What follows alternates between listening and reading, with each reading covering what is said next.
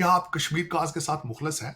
आप $3 बिलियन के लिए IMF के तलबे चाट हुए। इंडियन फाइनेंस मिनिस्टर ने $14 बिलियन 4.16 बिलियन 14 बिलियन 16 का बजट कश्मीर के लिए दिया है। कश्मीर सॉलिडारिटी डे मनाया जा रहा है। मैं पूछना चाहूंगा इस वक्त 25 करोड़ लोगों से, आपने सिर्फ श्रीनगर हाईवे की बुनियाद रखी, उसके बाद आपने खामोशी इख्तियार की कि 2.5 मिनट की खामोशी 2 मिनट की जाए, और उसके बाद सबसे बड़ा आप क्या काम करते हैं कि इस्लामाबाद के अंदर एक बहुत बड़ा कश्मीर डे का बैनर लगा देते हैं। जब वहां पे दूध की नहरें चलेंगी, आप अपने कश्मीरियों को क्या जवाब देंगे? एक नया केस जो है जिसमें खान साहब के बचने की कोई उम्मीद नहीं है, बल्कि यहां तक खबर आ चुकी है कि वो केस हो सकता है कि मिलिट्री ट्रायल हो।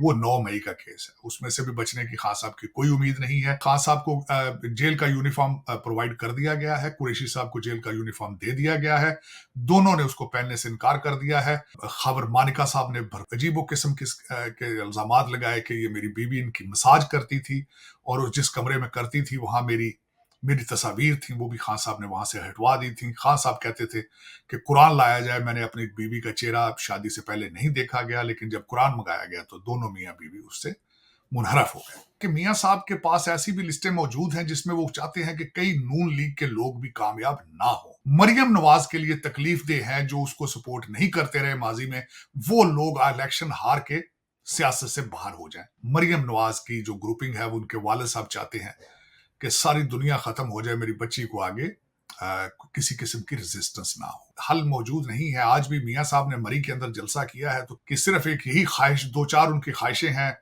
कि किसी तरीके से अपनी जो बादशाहत है इस तख्त लाहौर पे ऊपर अपनी बच्ची मरियम नवाज को बिठा दें। वो, जिस तरह मैं हमेशा ये कहता हूँ, ये सियासी पार्टियां नहीं है, ये लूट मार की पार्टियां हैं, ये फैमिली एंटरप्राइज हैं। मियाँ साहब ने अपनी ख्वाहिश का इजहार ये किया है कि अगर 100 सीटें हासिल होती हैं मुस्लिम लीग नून को, तो फिर वो वजीर आजम बनेंगे, लेकिन तकरीबन 1 साल के लिए। उसके बाद वो रिटायर होके शायद अपनी बच्ची को जो है इस तख्त के ऊपर बिठा दें।